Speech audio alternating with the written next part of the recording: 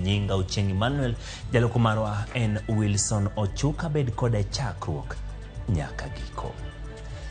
Piny Kenya kod Uganda gikone ochopo winjruok mar chungo ywaruok mosebede kindgi kuom thuolo malach kotenore gi ohala mar mauta mayande iwaro gi pinyno kokadho dho wath mar Kenya. Romo ma jatend Uganda Yoweri Museveni kod jatend piny Kenya William Ruto okelo lemo mar neno ni Uganda odhi nyime gi omo mauta okale Kenya kod bende neno ni chenro mar gero ndach reru mar SGR omed nyaka e pinyno.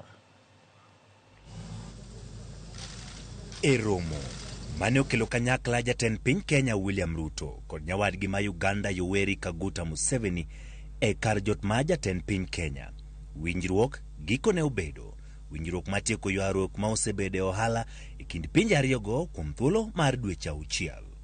Jotelogo yango ni giketo winjruok maneno ni ochwal odundu mar keyo mauta kowuok e boma ma Eldoret e piny Kenya. Jotelogo oyango ni giketo winjruok maneno ni ochwal odundu mag keyo mauta kowuok e boma ma Eldoret e piny Kenya nyaka Kampala e piny Uganda.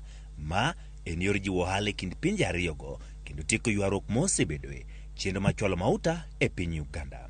Ywaruok manomiyo Uganda okun kendo loko pache ka koro tiyo gi piny Tanzania timo ohalano.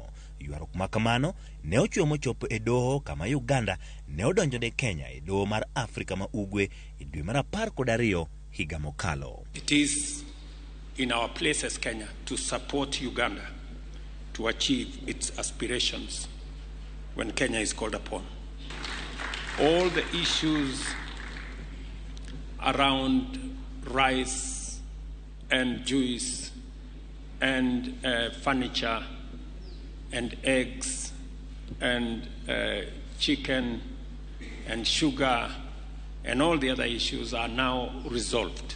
We have also agreed that we will now explore jointly the extension of the pipeline from Eldoret to Kampala that will form the conversation in the next joint ministerial committee. Kenya ema keyo moktin ne atamalo 90 mar mauta madhi e pinje Uganda ka Tanzania bende chwalo chiegni atamalo 10 mar mauta ne pinyno. Pinje ariyogo oketo winjruok maneno ni kambi modhi ma Uganda National Oil Company omo mauta achiel kachiel kokalo e dho wath ma Mombasa. As we have witnessed, the tripartite agreement on the importation and transit of refined petroleum products through Kenya to Uganda, whose signing we've just witnessed, enables Uganda National Oil Company Limited to import refined product commodities directly from producers in different jurisdictions, thus bringing to an end the challenges faced by the sector in Uganda. E kindeno bende, pinje ariyogo keto winjruok mamedo bor mar gach reru manyasani SGR kuwuok Naivasha nyaka Malaba, Kampala kod DRC. Okang' mar keto yot e sombo mwandu e kind pinje mag Afrika ma Ugwe. Motelo, SGR ne winjore ogigi e boma ma Kampala.